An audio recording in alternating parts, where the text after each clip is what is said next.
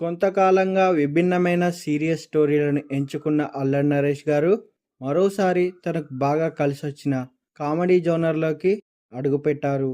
ఆయన హీరోగా తెరకెక్కిన మూవీ రంభా ఊర్వశి మేనక. ఈ మూవీ సెప్టెంబర్ 4న థియేటర్లో రాబోతుంది.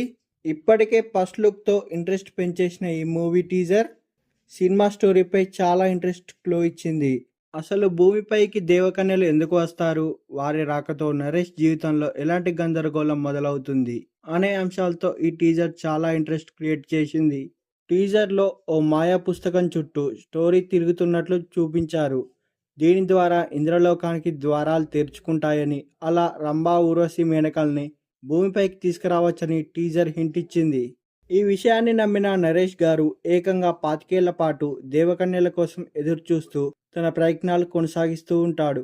చివరకు రంభా ఊర్వశి మేనకలు భూమిపైకి దిగడంతో అసలు కామెడీ మొదలవుతుందని టీజర్లో చూపించారు.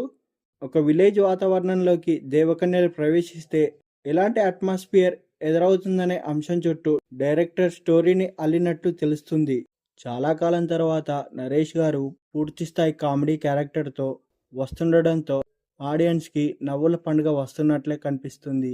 ఇంకోవైపు వెన్నెల కిషోర్ గారు ఇంద్రుడి పాత్రలో కనిపిస్తూ తనదైన కామెడీతో నవ్వులు పంచే ప్రయత్నం చేసిండు. ఇందులో సురభి హీరోయిన్గా నటిస్తుండగా రాశి సింగ్ రంభాగా, విష్ణుప్రియ ఊర్వశిగా, త్రిషా సింగ్ మేనకగా కనిపించనున్నారు.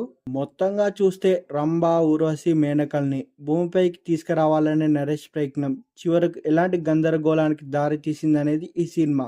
మాయా పుస్తకం, ఇంద్రుడి అడ్డంకులు, దేవకన్యల రాక, నరేష్ కామెడీ కలిసి పూర్తి స్థాయి ఫాంటసీ ఎంటర్టైనర్ను అందిస్తాయనే సంకేతాలు టీజర్ ఇచ్చింది. ఈ మూవీ సెప్టెంబర్ 4న థియేటర్లో రిలీజ్ కానుంది. All the best Allari Naresh గారు. ఈ సినిమాతో కంబ్యాక్ ఇవ్వాలని కోరుకుంటున్నాం. All the best.